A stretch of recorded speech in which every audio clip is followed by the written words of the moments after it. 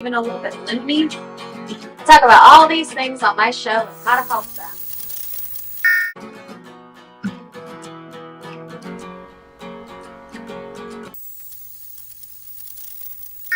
Hi everyone, welcome to this week's episode of Mental Melodies. I'm your host, Carmynn Bradley. Thank you for tuning in and for liking and subscribing and all of those things. We've been working on a lot of changes, both at social media shows and with this show specifically, and it's just been really exciting to see how the show is changing and growing and developing, and how the viewers are just like jumping on board, and that's really, really cool. So like I say every week, I just really appreciate you and thank you for being here.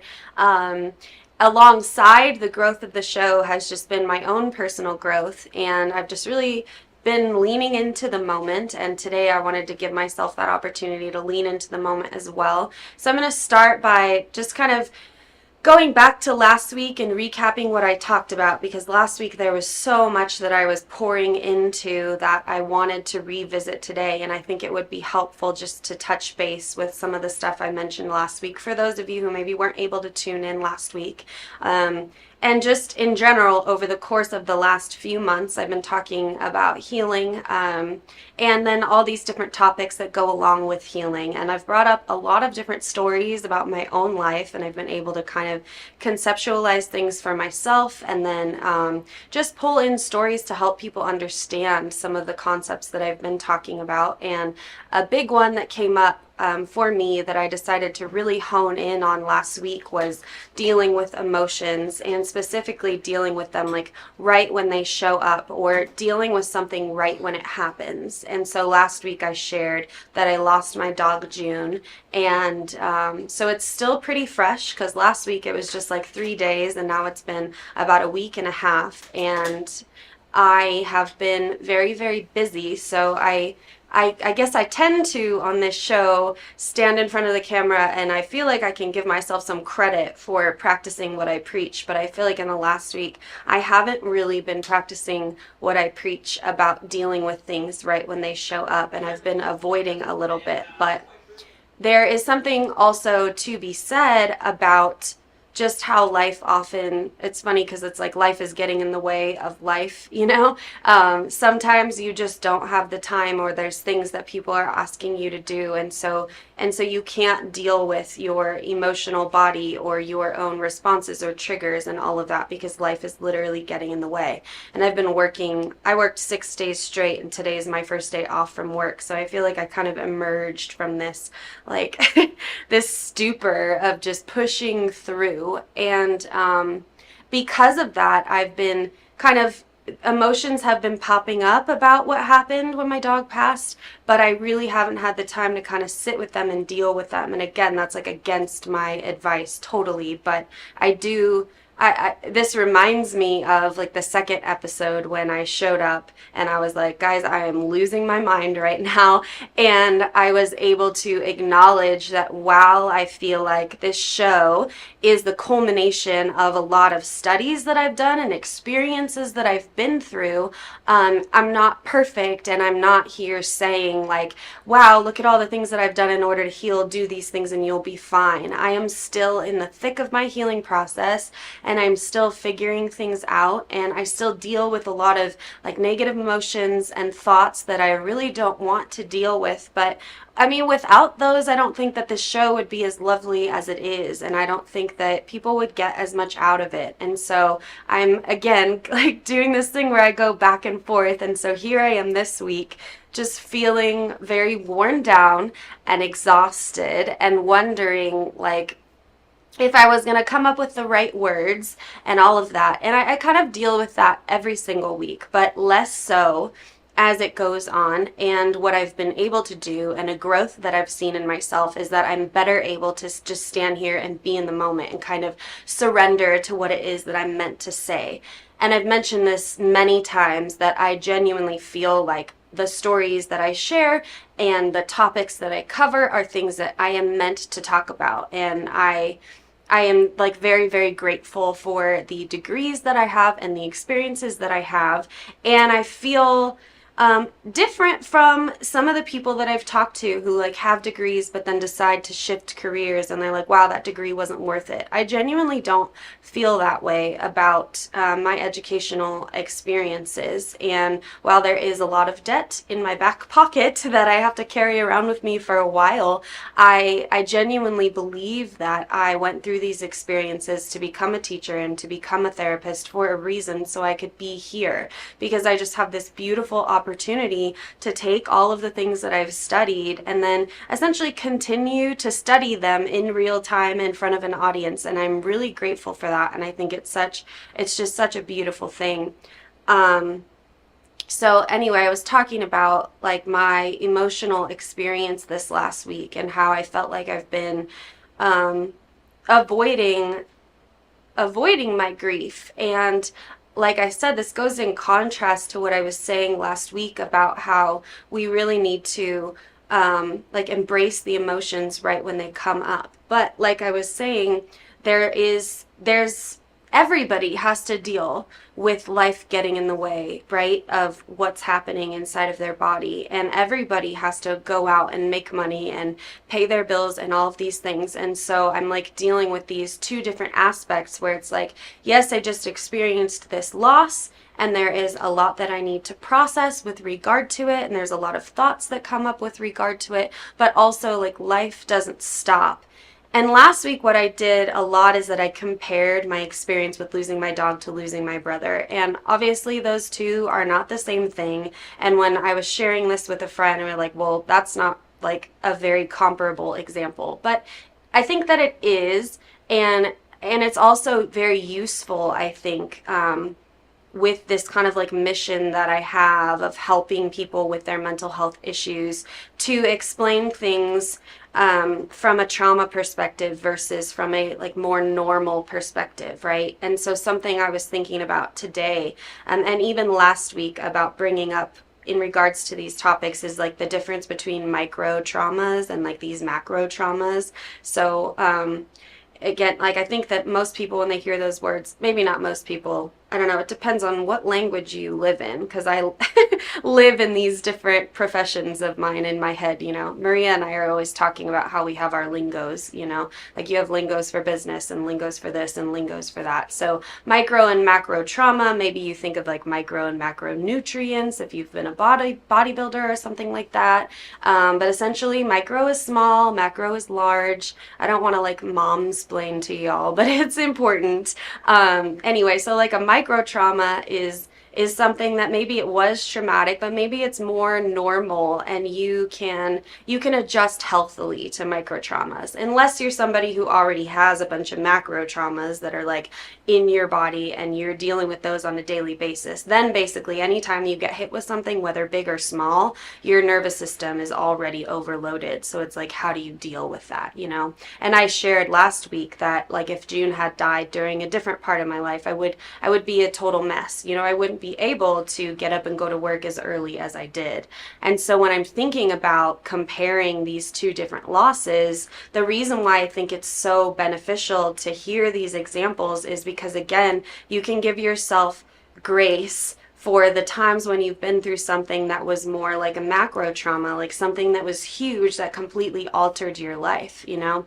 And so what I was thinking earlier about like post my brother dying was that I did feel that I had to jump back into life too quickly. And what often happens in grief or when somebody experiences a traumatic event is that they get all these people around them like right at the beginning, and then everybody else is not really going through what you're going through. So then they go off, you know, they drop off their flowers and their casseroles and their cards, and then they go off and live their life and they're feeling pretty much fine. And then you got all this support in the beginning. Thank you for the casserole. Thank you for the flowers. But now I'm dealing with this intense emotion, and what do I do with it? And so after my brother died, I was already overloaded. If you have an example of somebody who had already had all these different traumas, then I was hit with another macro trauma, right? If you think, oh, I love using examples of the ocean, and this is coming up for me again, because I think that emotions are like waves in our body, right? the robot at the Sphere talks about this when people ask her, do you feel emotions? Well, you can't feel emotions without a biological body, because emotions stem from your body. They stem from your nervous system, right? You get a trigger and then your body will feel the emotion, which is why it's so important to understand your body and to give yourself permission to be in your body, even for a moment or 10 minutes a day. Like if you spend 10 minutes a day just focusing on how your body feels, it's already going to change your experiences throughout your life. And I guess in saying that, that again helps me to give myself grace for not just like taking this whole last week to think about my loss. And I mentioned this last week too, where I said like I had initially thought that I needed to plan it out, like because I am who I am and because I understand what it's like to need to address emotions or address things right when they come to you, that I was already starting to like literally try and plan it out. Like, okay, if I take him and experience his death this day, then the next day I can sit and I can just feel it all, and then the next day I can rest, and then the next day I go to work. And it doesn't always happen like that. And so while it is pertinent to meet your problems head on or to meet your emotions head on, there's also this balance, like I always talk about, there's this duality of like, but you also need to allow it to come up naturally and allow yourself to experience the waves as they come. And so last week I was talking about like feeling sad right in front of the camera and then experiencing it and allowing it to flow through my body. But the difference is that, so if you're going through life and you're acknowledging your waves when they come up and you're allowing them to flow through you, like that's healthy. But sometimes you can be too busy to where you don't have the time to experience those emotions, and that's when they get stuck in your body. So this goes back to the book I mentioned last week. I'm listening to it on an audiobook very slowly. Sometimes I listen to chapters over and over and over again just to like hear those like little gems that come up that I want to mention on the show. And so in The Untethered Soul, he talks about that. And I listened to a new chapter today that was just such a good reiteration of this concept of how do you deal with emotions right when they come up. And I remember I asked last week, like, so what does it look like to push your emotions back down? How are we doing that? I think if we know how we're doing that, then we can get to the root cause of how to not do that, right? And so, like I mentioned, sometimes it has to be a very, very conscious choice that like you're sitting down for 10 minutes a day and you're examining how you feel. And then sometimes it's more of just like a promise you make to yourself that throughout the day, if I experience an emotion, I'm going to allow myself to feel it. There's so many different like things that can get in the way of that. So I'm going to pause there and then I will continue to talk about this topic right after the break. Feel free to leave comments or anything that's on your mind right now, and then I will see you back in just a couple of minutes. Shut up and sit down.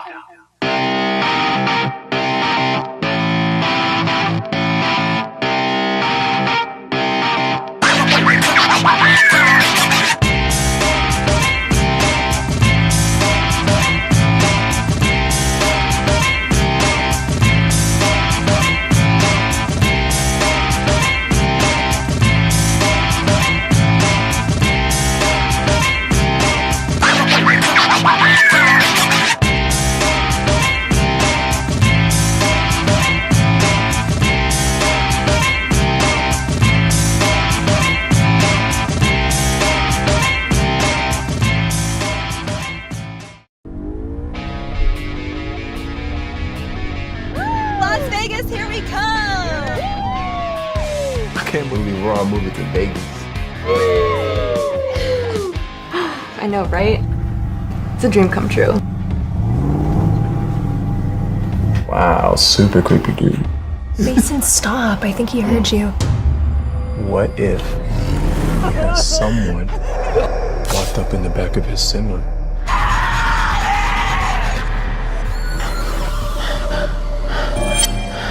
She's gone. Someone took her. Who's that creepy trucker?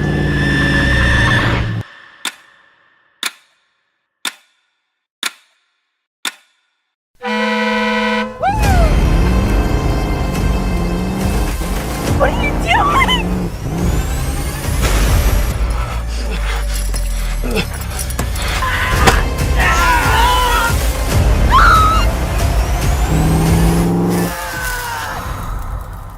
They call me Mother Trucker.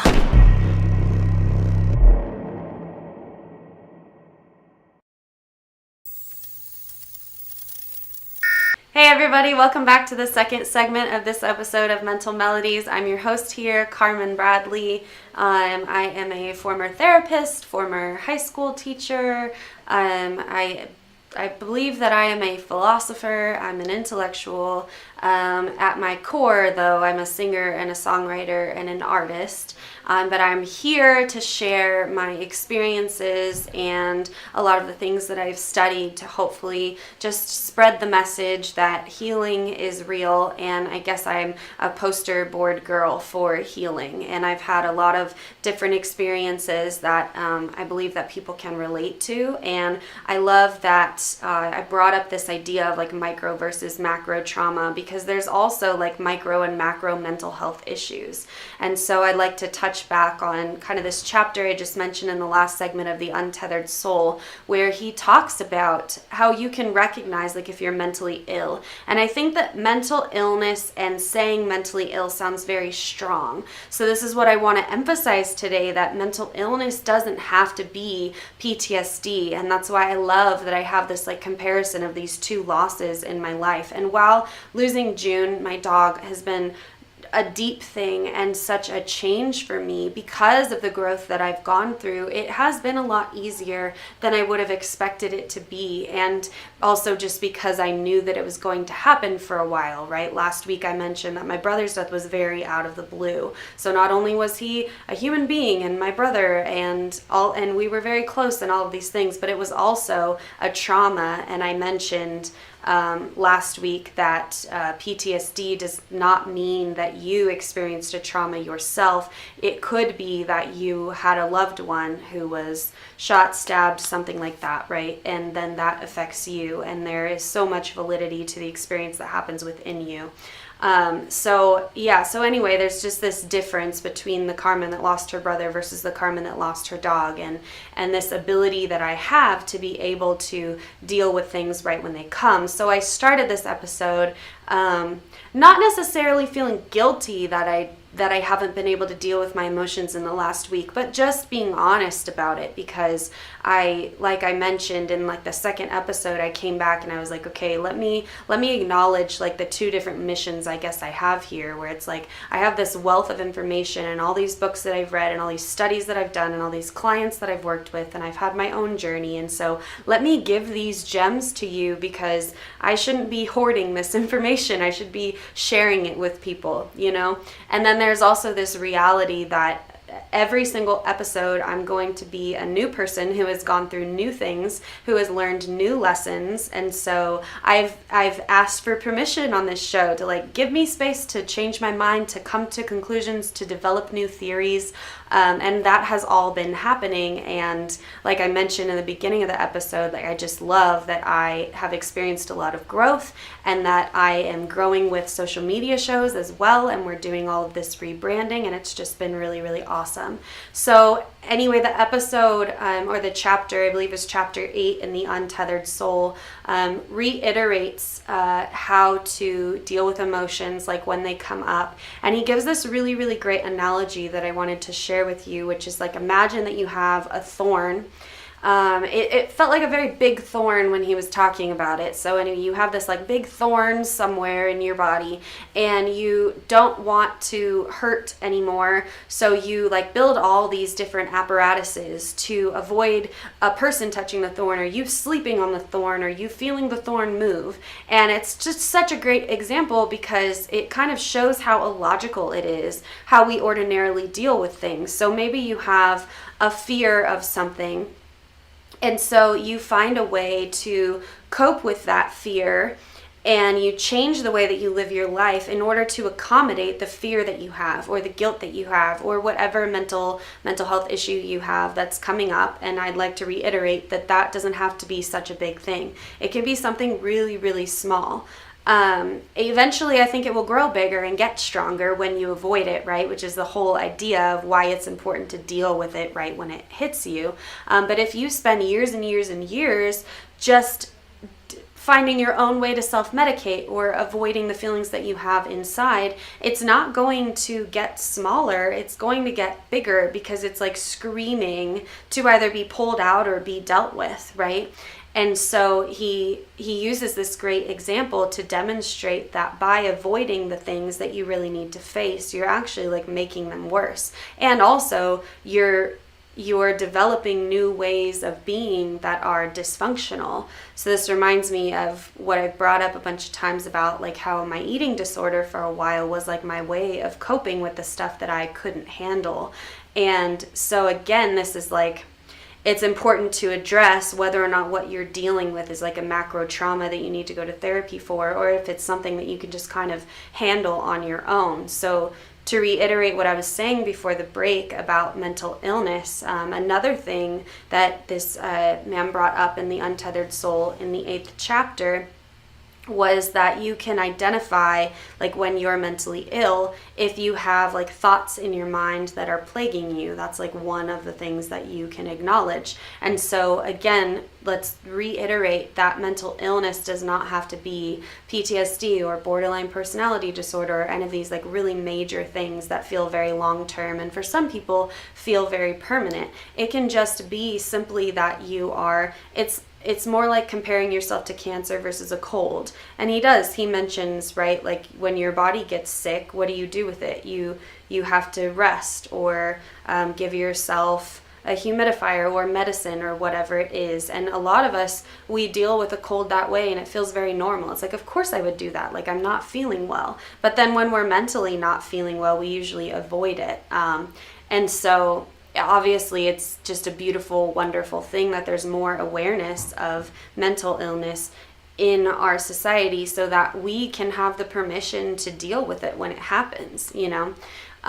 But like there's so many things that get in the way of that. This is just reminding me of like how my last week was not exactly what I wanted it to be in regards to like being able to give space to myself. Like I haven't rested very much in the last weeks. I've just been working day in and day out to prepare for like a show slow time at the end of January. And while I know that it's necessary, that is not really the way that I want to live my life. And I've talked about this multiple times on here. Like I want to live slowly. I want to wake up in the morning and have time to myself, and I want to be able to play my music like multiple hours a day. These are all these things that I want, but the reality of the situation is that I can't always do that. And so again, just bringing back that kind of duality of like, here's all the things that I'm doing to deal with my emotions in a healthy way, and here's the ways that I'm trying to be an example to like younger generations or just anybody dealing with the stuff I've dealt with, but also here are my limitations, and here's how these limitations are affecting me. And that's so valid, especially when I like am saying to an audience, do these things to help yourself get healthy. You're probably trying to do them and also like running into roadblocks, and that's just such a natural thing. And so it's so important to validate ourselves when we simply like don't have the time to visit with our emotions in the right way. So I was talking about the thorn that he brings up in The Untethered Soul and the ways in which like we avoid that. And so there's this image that comes to my mind, which is kind of embarrassing for me. And it's interesting that I'm now like comparing these two different aspects of myself. I've talked about like past lives on this show, not in the sense of like before I was born, but just the various lives that I've lived in this lifetime. And I guess I quantify that by like thinking of the beginning and end of a certain version of me, and there have been all these different versions of me, right? And then I've talked about like taking the good and leaving the bad. So if I'm channeling a certain energy, like there's a version of me in high school that was super successful and not anxious and loved people and very much overworked, and there was a lot of negative and there was a lot of trauma back then, but I like to jump into like my 16, 17-year-old self sometimes and just give myself the strength and the feeling of that time, because I think we often limit ourselves once we get into our 30s. I think we have this vision of what it is to be old and all these limitations that you're going to have that I believe simply aren't true, and so sometimes I have to channel these different energies. But all of this to say that this image that I'm probably avoiding talking about by giving you all of these different stories is this image of like all of these messes in my house. And so I guess I'll give you the past story first. So like when I was in my early 20s and I was living alone in an apartment, I had June, and then I also had this other dog named Teddy, and I was working. I lived in Huntington Beach in California, and I was working in La Puente, so it was like an hour to an hour and a half drive there and an hour to 2 hours drive back, and I was exhausted, and I hardly had any time to take care of myself, much less my dogs. So I had messes everywhere, like puddles of dog pee and like pee pads that I couldn't deal with, and I'm closing my eyes because it's just so cringy, but admitting these things, I've talked about this before, especially in the episode when I brought JC on, where we were talking about acknowledging the mess, that when you open up and you share your mess, it eliminates the shame, because like it has more power when it's in your body. And less power when you speak it out, especially when you get a great response. And I don't know what you all are thinking hearing this, which I guess gives me power too, because I can pretend that you're like, yeah, I've been through that too, or like, who cares, or whatever. It's just, it's not a big a deal as you think it is, but it's a big deal when you sit in the shame of it and you just like let it simmer.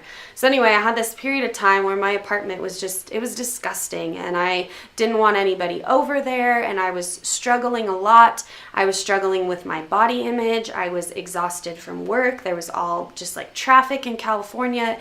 Everything about who I was miserable at that time. Even when I was teaching, I was just tired, and I was just like going through the motions and trying really hard to basically, it felt like I was like surviving, and I was coaching cheer, and that was a whole mess. And I did not have enough time to deal with the messes in my house. And essentially, like, I see your environment as a microcosm of your mind, right? Like if you have children and you have animals and you have all these things that you have to take care of, if you're not taking care of them, it's going to affect your mental health. And so I've talked about my journey to kind of like more minimalism. That's where I'm at now, where I have less and less to take care of at home. Because I mean, if you think about it, like once you buy a boat and you buy a house and you have all these different things and you have 5 kids, you're responsible for handling all of those things and nurturing all of those things and keeping them clean. So I think we have to really be honest with ourselves about how much we can take on. And so anyways, at that time I was taking on too much. And I'm experiencing, like, again, a micro, I guess these are my favorite words today, but like a micro version of this right now in my own space and in this experience with losing my dog. So for the sake of time, I'm going to stop there, and then I will continue on with this lovely story in just a couple of minutes. Traditional TV is going away. Hollywood is starting to fade.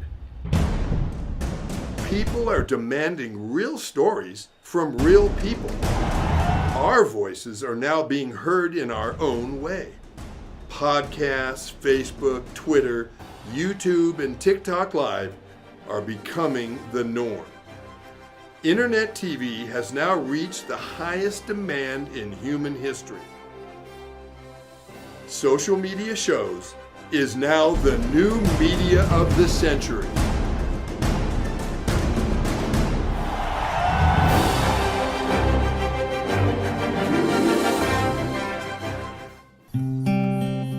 I was always smarter than the other kids. I matured at an early age. I was always a daydreamer, but I surprised my foster parent all the time. You have come a long way, Cal. I'm proud of you. As I learned by myself with no homeschool or public school, I was always alone as far back as I can remember.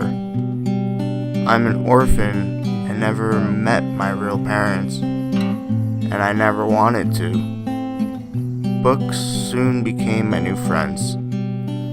They never talked back, and I could always rely on them to be there for me. Other kids my age made fun of me. They called me a freak because I knew more than them. I learned to keep my mouth shut. My foster parent didn't really pay attention to me while I grew up. He always thought I was weird. I wouldn't be in this mess if it wasn't for you. You told me to drown my dad. What the fuck is wrong with you? How twisted are you?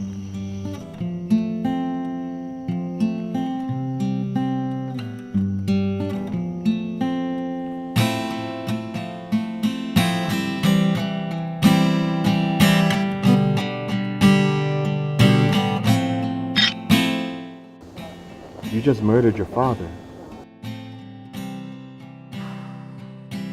They'll start looking for him. They'll eventually see the boat rocking alone in the lake.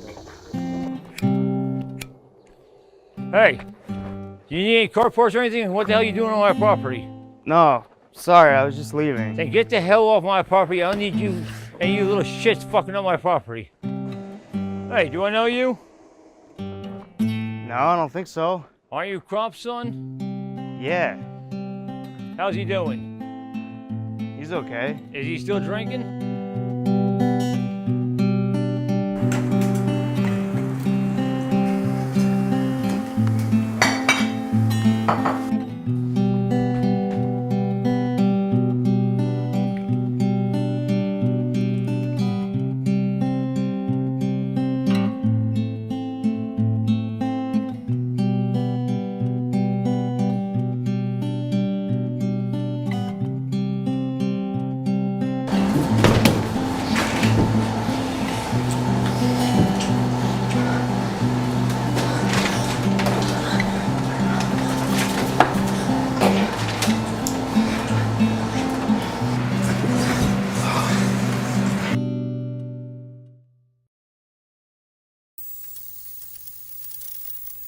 Hi everyone, welcome back. This is the third segment of this episode here of Mental Melodies with your host Carmynn Bradley. Thank you for tuning in and for continuing to listen, and again just for giving me the space to share some of these things. This image has been coming up a lot for me, and I knew that I was going to bring it up on the show. And one of the things I've been doing, which I mentioned at the beginning, is giving myself permission to be in the moment and to not plan as much and to allow what it is that I need to say to envelop. And this reminded me that earlier on in the episode I wanted to mention it, but it didn't feel like the right time. But I brought up the interview I had with Canvas Rebel magazine, which I need to share on Facebook, so I'll share it later so that you can read it. But I essentially talk about how writing songs is like that, where I have to really surrender and I have to let myself listen to the artistic voice inside of me that has the words for the song. And I was rewatching that reel from the first episode of the year where I talked about art being like a sculpture. It's so interesting because then, and I mentioned this before too, things pop up on my social media that humble me a lot, because I had this whole realization of yeah, writing songs is like sculpting, and then all of a sudden I see Tony Robbins has already said it, and that other one guy has already said it on his podcast. But I've mentioned how I need to be encouraged by that rather than discouraged. It's okay that your idea wasn't exactly the most original idea in the world. The beauty of it is that you are in this collective consciousness with all these other people who are trying to improve themselves. So of course they're having the same ideas that you are having, and I'm meeting a lot more people in my life who are thinking about the same things. And I just think about how there's so much space for everyone who wants to start a podcast or write a book, all of those things. Just because there are people out there who are already saying the things that I am realizing doesn't belittle my realizations. So anyway, I, again, am just giving myself permission to be here in the moment and to say what it is that needs to be said. And I think that that's so important, and being in the moment is so very difficult, and it's just such a struggle. But it just reminds me of what I kind of the point I'm making today, that we have to give ourselves grace, that, we might have things going on in our life, but we do have to deal with the reality of our situation. And I've even talked about this with regard to manifestation. You might want to be in a different era of your life, and it's so valid to go through the necessary motions in order to get to where you want to be, but you can't be living in the future all of the time. And you still have to accept that you are not there yet, and you have to give yourself the opportunity to grow into the person that you want to be. And that's can be very, very challenging, and it requires a lot of patience. And so I forgot the thing that I was going to say, that I was like, I'm going to say it. We'll see. I'm sure it will come back to me.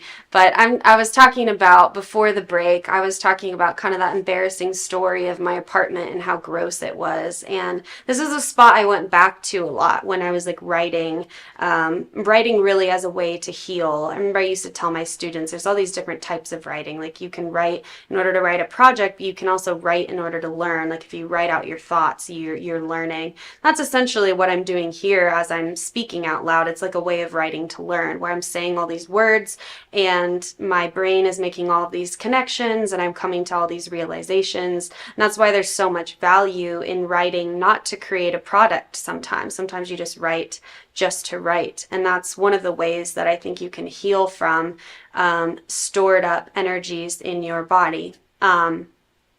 So I was talking about my space and what happened in the last like few months of having June is that he was really, really sick. So he was like throwing up all the time, and I honestly did not clean it up every single day. Sometimes it was just way too much for me, and I was avoiding a little bit like the feeling of knowing that he was going to be gone. And I had been feeling that for a couple of years actually. Like he started getting sick even a while back. He had a lot of illnesses, and he was such a little dog. He had seizures for a while. Eventually those went away, but it was approximately like 2 years ago when one time he just like vomited all over the floor, and I came home and it was just like really concerning because it was only 8 pounds and there was like so much vomit. And I did clean that up that time, went to the vet. They didn't say anything, just gave him like hydration pills. But it was during that time that I was kind of feeling like, I know he's really, really sick. And I thought it was kind of his time then. And I still ended up getting a couple years with him, which was awesome. But he would go back and forth between like being really sick and then seemingly healthy, until at the end it was just like compacted, where it was only a couple days of being really sick and then only a couple days of being really healthy, and back and forth and back and forth. And so for a while I was kind of unable to clean up after him because I was going to work and then coming back at midnight and I'm exhausted. And then the reality of the situation is that like his mess was reminding me that he was sick. And so when it got to the point where I realized that he was only like 5 pounds and he was supposed to be 8 to 10, I knew I had to take him to the vet, and I pushed it back a little bit. I think I might have mentioned this last week, or maybe even the week before. But anyway, I went to the beach for New Year's Eve, and I took him with me, and I was grateful to have that last like little trip with him. Because I think if I had gone to the vet before that trip, then I might not have had him with me through that, because they would have found the cancer then instead of later. But it was just this thing I was doing where I was like avoiding the mess because it was like too much for me to handle. And so now what I'm doing in this like process of grief and not having enough time to really do it is that there are like a few messes around me right now that I'm just kind of like tiptoeing around, and I really need to like clean up this last little stain that he had on the floor. But I was telling my friend, like, once I clean up that stain, that's the last stain I'll ever clean up from June. And it's this weird sadness surrounding that that's really, really interesting. And I wonder if it equates to like, you know, how people feel when they have family members who are sick for a while. Because what I was going through after losing June was this realization that like I actually experienced a lot of peace as well, because that there was no longer this constant mess that I was just like barely keeping up with. You know, it's just like I get up one day and there's more, and then I come back from work and there's more, and it's just like it was just this constant thing that was really, really hard to manage. And so I was just thinking about like our space and how it's so representative of our psyche. and that if we are unable to maintain the things that we have, then we're going to feel like bogged down mentally throughout our day. So that's why it's so important for us to do things like maybe finding minimalism if you haven't searched for that in your life, and like getting rid of things. And so I've talked about how like getting rid of things and avoiding attachment to things is one way of beginning to release like the cloudiness and the fogginess in your mind. And I'm just reminded that of this kind of theme today of giving yourself that grace, that you can't necessarily do that all at once. And the process to figuring out what it is you need to let go of is a really slow one. And it's taken me a really, really long time. And I'm still, I still have things that I need to like get rid of and let go of. And so I'm reminded of this concept that also came up in the Untethered Soul, but it was something I learned about back when I was doing yoga teacher training, and it's this idea of a samskara. And all that is really a label for like the emotions that are stuck in your body that I've brought up a bunch of times, right? If you are feeling an emotion and you're not letting yourself feel it, just kind of becomes like a thing inside of your body. It's this energetic presence that was supposed to flow through you, right? Because emotions are like waves and they're supposed to take you to the shore. Like you feel it, oh man, I'm sad, now I've landed and I feel grounded again. But if you don't go through that motion, then what happens is it gets stuck. And it can get stuck in various different places. I think this is about where I left off last week. I remember because I was like, wow, there's so much to talk about here. I can't do it in 5 or 10 minutes or whatever. Because one of the chapters in the Untethered Soul is like specifically about an energy block in the heart.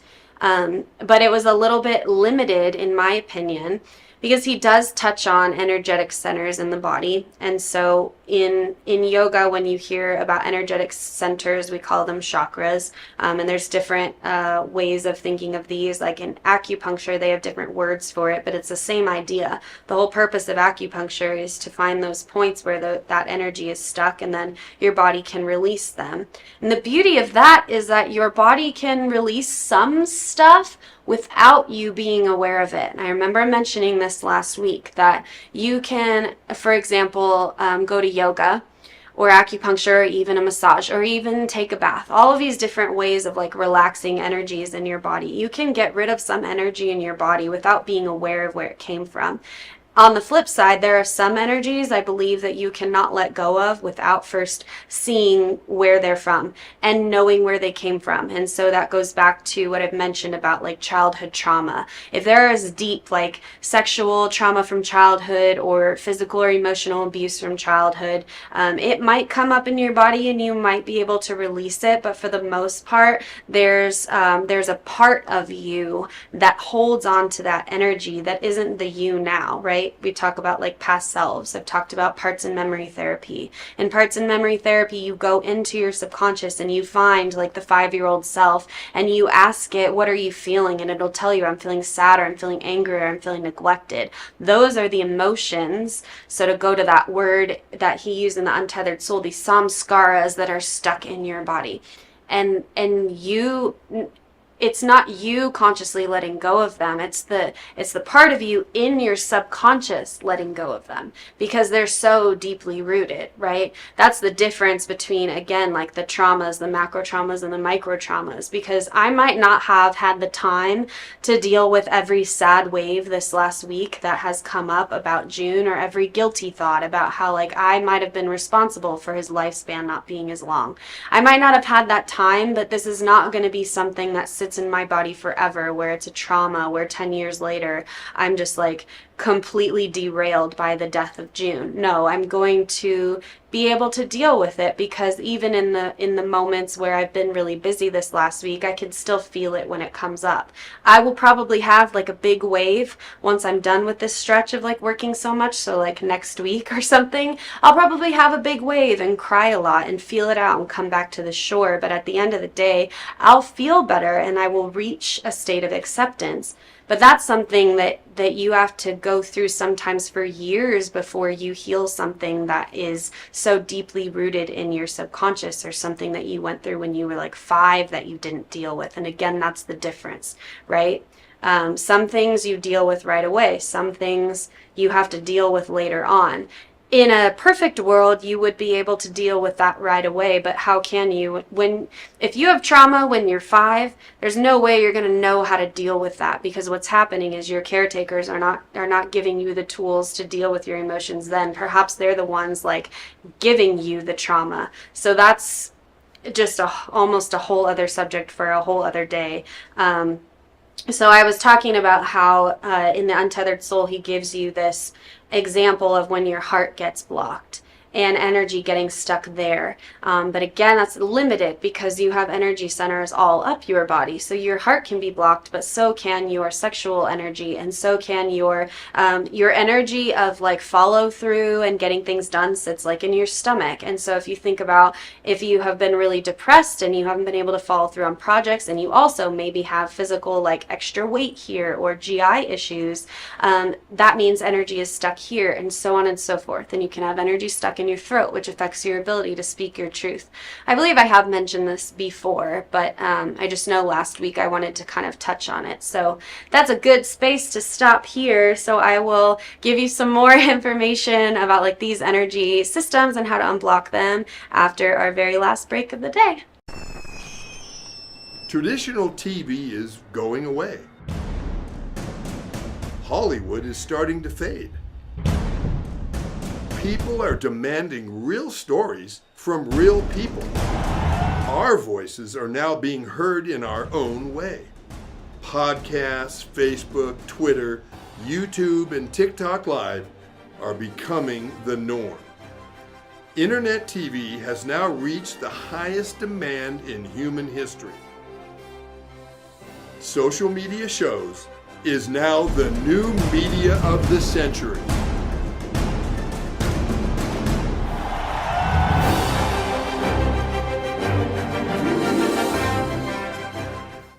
Hi everyone, welcome back to Mental Melodies. This is your host here, Carmynn Bradley, and this is our last segment for the day. Thank you again for tuning in and listening and subscribing and commenting and all of those things. Please continue to share. And if you have any feedback for me, you can send that my way as well. I mentioned in the beginning of the episode just how grateful I am to watch myself grow and to grow with the show and to watch the show grow and to watch people just like saying things. And it's important for my viewers who relate to me, but also for me, when I hear that people are relating to me, it helps me too. And so there's this kind of balance of like the selflessness of I'm going to give you all the tips that I have, and also the selfishness of like, this is for me and I get to rant for an hour and I love it and it helps me very, very much. And that's one of the ways that you can, again, like release energy in your body, is being able to talk through things. Because I was mentioning that you can like go to yoga and get a massage, and there are various different ways to deal with like the energy that gets pent up in your body. And that was kind of where I left off last week, which was, okay, like it's great and all to get that advice. Like in the Untethered Soul, he's like, just don't push it back down. Like, just feel it. And I'm like, okay, but that's obviously not that easy, because if it were that easy, then everybody would be doing it. And I don't think that everybody is doing it. And oftentimes what happens is maybe you think you're feeling the emotion, but really you're feeling like the emotion that is on top of the actual emotion. There's this anger iceberg that I used to give clients when they were dealing with anger, and anger is understood to be a secondary emotion. I don't know if I agree that it's always a secondary emotion, but this is definitely something a lot of therapists tell their clients. Like, it's a secondary emotion, so if you're angry, you're probably sad.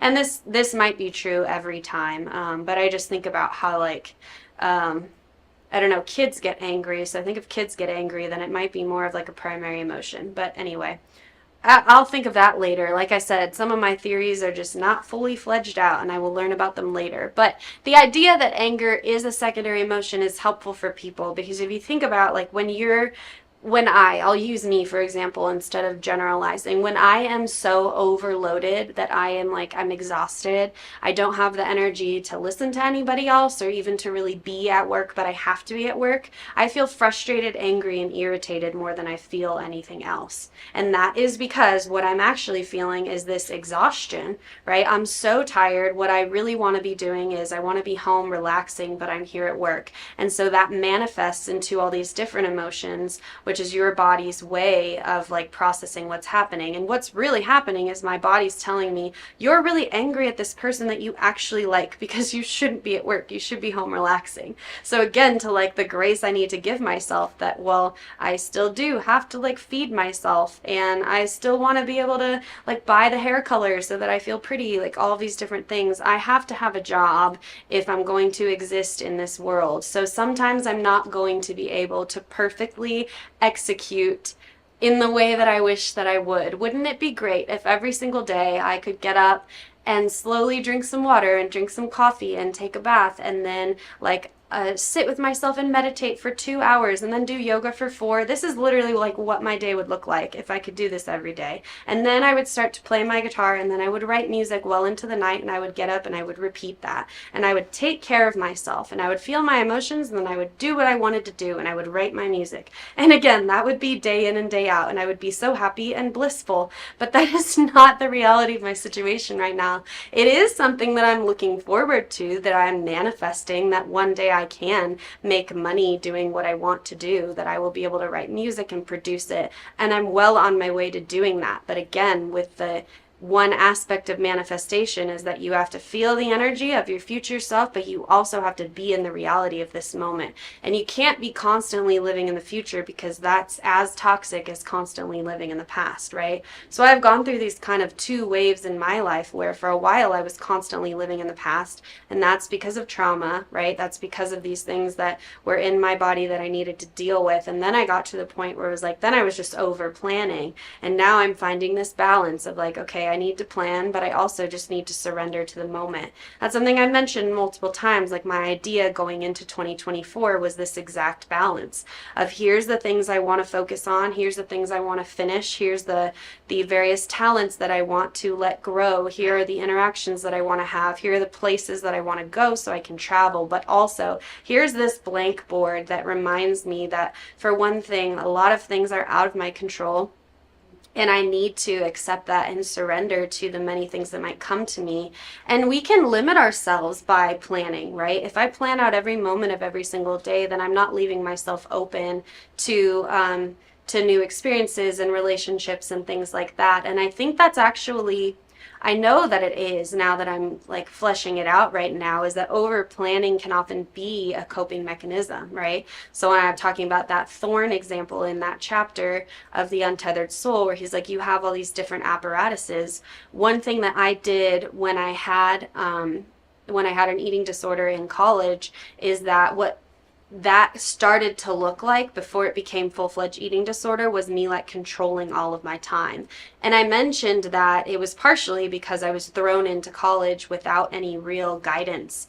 And so when you have your life planned out for you in high school with all these different like clubs and stuff, then you get into a space where you have all this time, and I didn't know what to do with it. So I started just filling every hour, and I was just studying mostly or working out mostly. And so that was actually something that while it's been a saving grace for me, being able to plan and being able to think about my days and my times and my hours and organization and all that, it was also a coping mechanism for me as a way of avoidance and as a way of avoiding rest, like specifically, and other things that I was feeling. Because if I essentially plan out my whole life and then I have to do these things, then I'm avoiding those opportunities where like my body might be speaking to me. And so I didn't know how to listen to my body, and instead I was forcing my body into things, right?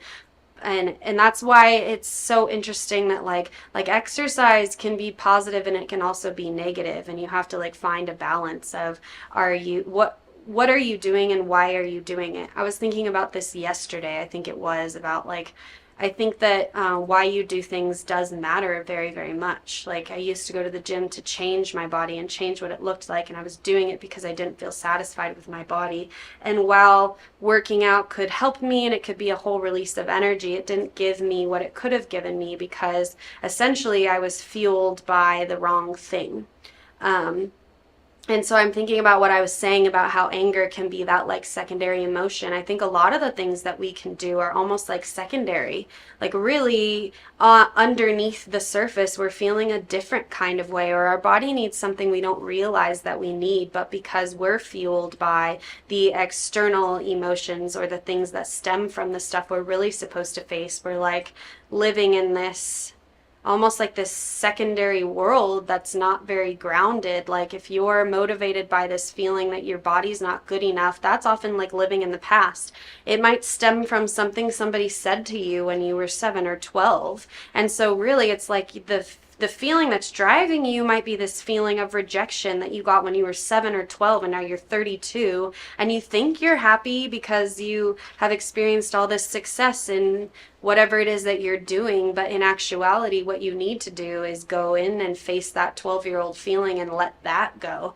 Imagine if you let go of all of the emotions that are sitting in you and all of those different, like I brought up an image when I was talking to JC of just like ponds, but like dirty, scummy ponds, you know, like you have all these dirty, scummy ponds with these negative emotions that are just like growing inside of you. And if you are able to heal those and let them go and tend them and allow that again to feel those emotions and let them flow through you, you're going to feel lighter and it's going to free you up. And it will take away all the nonsense in your brain that is essentially like giving you the wrong idea of what to do and what to focus on.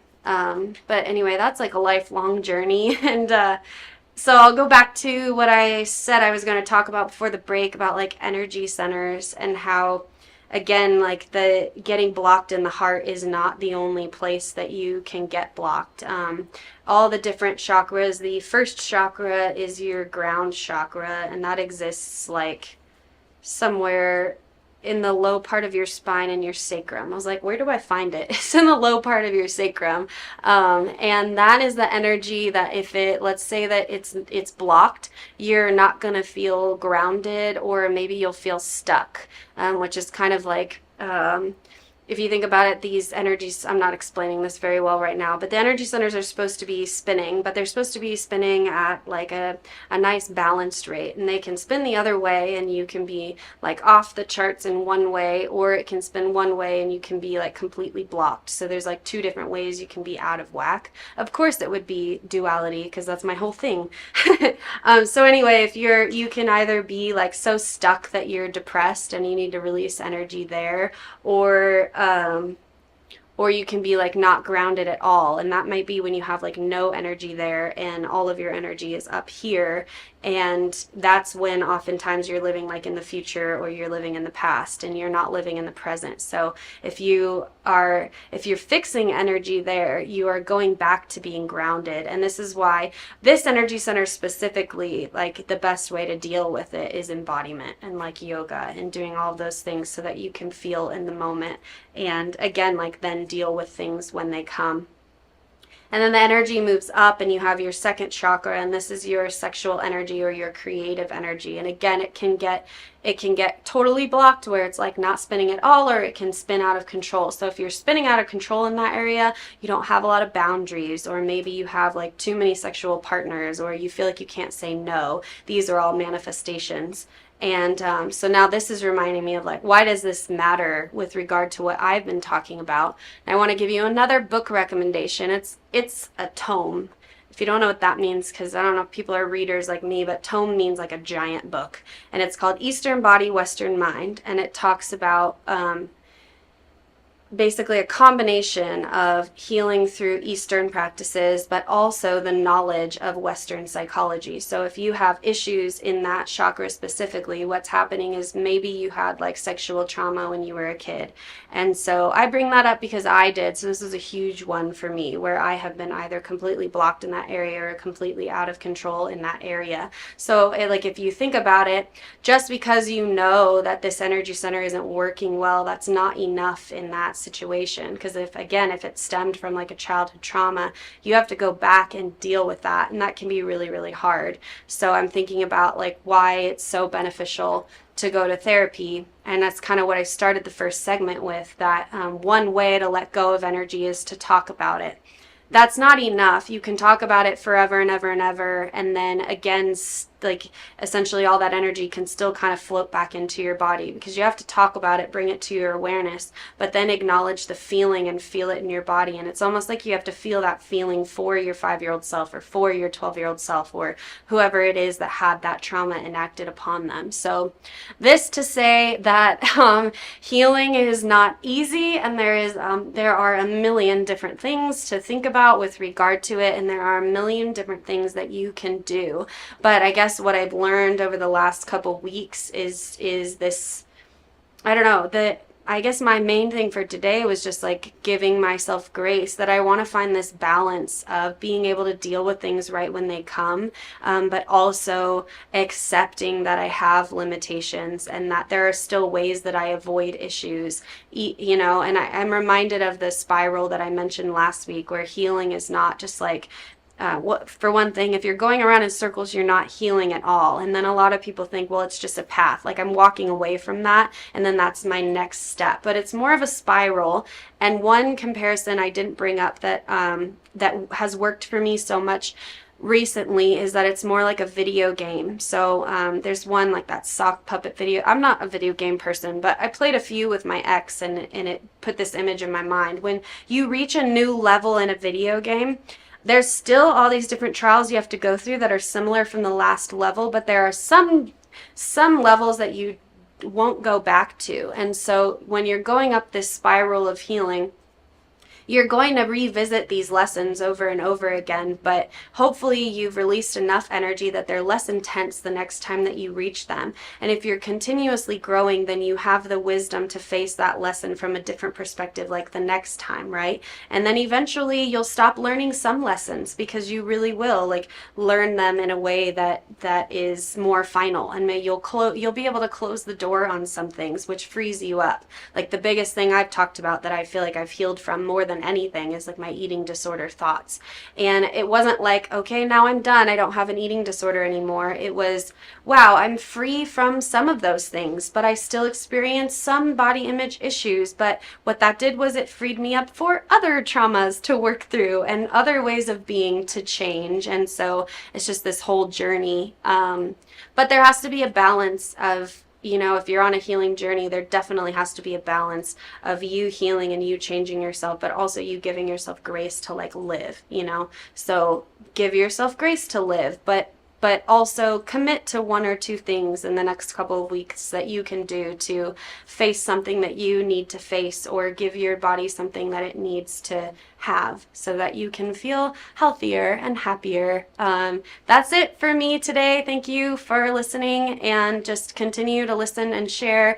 Reach out to me if you have any comments, and if you want to come on the show and maybe give me some of your healing experiences, just email me, Carmynn Bradley. Actually, nope. Take that back. Email me at mentalmelodiestalkshow@gmail.com. I just created that one, so you can send your stuff there, and I will see you in just 1 week.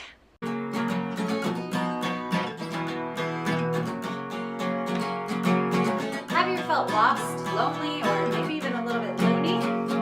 I talk about these things on my show and how to help them. Mental Melodies, broadcasting live every Monday through Friday at 4 p.m. and every Saturday at 11.